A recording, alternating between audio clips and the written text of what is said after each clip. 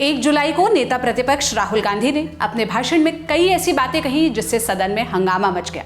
हाथों में धार्मिक तस्वीरें लेकर सांसदों को दिखाई, हिंदू धर्म का जिक्र किया, आरएसएस और बीजेपी को भी खूब घेरा। लेकिन अब यानी 2 जुलाई को राहुल गांधी के सदन में दिए गए भाषण के कई हिस्सों को हटा दिया गया है। रिकॉर्ड से अपने भाषण के हिस्सों को हटाए जाने पर राहुल गांधी ने लोकसभा अध्यक्ष ओम बिरला को एक पत्र लिखा। राहुल गांधी के इस पत्र में क्या लिखा है ये तो जानेंगे, लेकिन पहले बात करते हैं भाषण के उन हिस्सों की जिन्हें रिकॉर्ड से हटाया गया। जो हिस्से हटाए गए हैं उनमें बीजेपी की तरफ इशारा कर हिंदुओं, प्रधानमंत्री नरेंद्र मोदी और आरएसएस का जिक्र था। राहुल गांधी ने जो हिंदू वाली बात कही थी उसके बाद पीएम मोदी कुर्सी से उठ खड़े हो गए थे। इस घटना के बाद संसद में सबसे ज्यादा हंगामा हुआ, उस हिस्से को हटा दिया गया। प्रधानमंत्री ने जो आपत्ति जताई वो रिकॉर्ड में है, मगर उसके बाद राहुल ने जो जवाब दिया उसे रिकॉर्ड से हटा दिया गया। स्पीकर की तरफ से भाषण के कुछ अंश हटाए जाने के बाद अब बयान कुछ इस तरह से हो गया है। राहुल गांधी ने कहा है, शिव कहते हैं कि डरो मत, डराओ मत, अभय मुद्रा दिखाते हैं, त्रिशूल को जमीन में गाड़ देते हैं। फिर एक हिस्सा हटाया गया। इसके बाद राहुल गांधी का बयान है, धर्म में लिखा है कि सत्य के साथ खड़े होना चाहिए, सत्य से पीछे नहीं हटना चाहिए, सत्य से डरना नहीं चाहिए, अहिंसा हमारा प्रतीक है, अभय मुद्रा। इसके बाद हिस्से को हटा दिया गया। इसके जवाब में ओम बिरला ने कहा, माननीय सदस्य, आप नेता प्रतिपक्ष हैं, किसी की भावना को ठेस ना पहुंचे, चर्चा के दौरान इसका ध्यान रखना चाहिए। राहुल गांधी का जवाब है, महोदय मुझे बोलने दीजिए। इसके बाद प्रधानमंत्री मोदी अपनी कुर्सी से खड़े होकर कहते हैं, महोदय ये विषय बहुत गंभीर है, पूरे हिंदू समाज को हिंसक कहना ये गंभीर विषय है।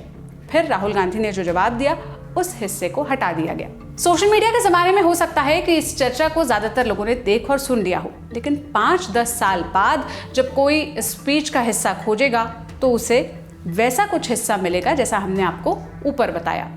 संसद के भाषण का हिस्सा हटाने पर राहुल गांधी ने विरोध जताते हुए चिट्ठी लिखी है। उन्होंने लिखा, निष्कासन की आड़ में जिस तरह मेरे भाषण के हिस्से को हटाया गया, मैं इसे देखकर हैरान हूं। मैं लिखने पर मजबूर हूं कि भाषण के जिन हिस्सों को हटाया गया वो नियम 380 के अंदर नहीं आते। मैंने जो कहा वो सच्चाई है। भारतीय संविधान का आर्टिकल 105(1) ये बताता है कि जनता द्वारा चुने गए सांसद को अभिव्यक्ति की आज़ादी है। मैंने कल अपने अधिकार का पालन किया। मेरे भाषण के हिस्से को रिकॉर्ड से हटाना संसद के लोकतंत्र के खिलाफ है। राहुल ने अपने पत्र में आगे बीजेपी सांसद अनुराग ठाकुर का जिक्र करते हुए लिखा, मैं आपका ध्यान अनुराग ठाकुर के भाषण की तरफ लाना चाहूंगा। उनके भाषण आरोपों से भरे रहते हैं, लेकिन आश्चर्य की बात है कि उसे रिकॉर्ड से हटाया नहीं जाता।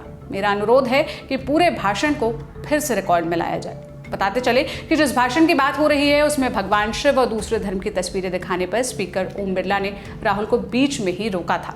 गृह मंत्री अमित शाह ने भी बीच में खड़े होकर राहुल गांधी के भाषण का विरोध किया था। रक्षा मंत्री राजनाथ सिंह, केंद्रीय मंत्री शिवराज सिंह चौहान और संसदीय कार्य मंत्री किरेन रिजिजू ने भी बीच भाषण में खड़े होकर आपत्ति जताई थी।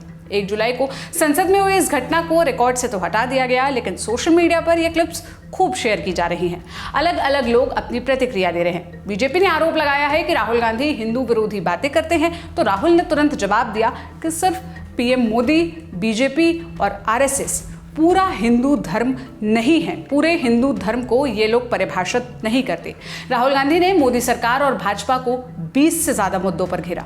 तकरीबन 100 मिनट के भाषण में उन्होंने हिंदू, अग्निवीर, किसान, मणिपुर, नीट, बेरोजगारी, नोटबंदी, जीएसटी, एमएसपी, हिंसा, भय, धर्म, अयोध्या, गुजरात, जम्मू कश्मीर, लद्दाख, अडानी, अंबानी, प्रधानमंत्री और स्पीकर से जुड़े कुछ मुद्दों पर चर्चा की। जानकारी के लिए बताते चले कि आज यानी 2 जुलाई को संसद सत्र का 7वां दिन है। संसद में होने वाली हर डिबेट पर हमारी नजर है। जो भी अपडेट आएगा हम ललन टॉप के जरिए आप तक पहुंचाते रहेंगे। बाकी आप इस मुद्दे पर क्या राय रखते हैं, क्या कहना चाहते हैं, जो लोकसभा की तरफ से कार्रवाई हुई उस पर आप क्या सोचते हैं, हमें कॉमेंट में अपनी राय जरूर बताइएगा। ये सारी जानकारी मेरी साथी विभावरी ने जुटाई थी। मेरा नाम सोनल है। देश और दुनिया की तमाम खबरों के लिए ललन टॉप देखते रहिए। शुक्रिया।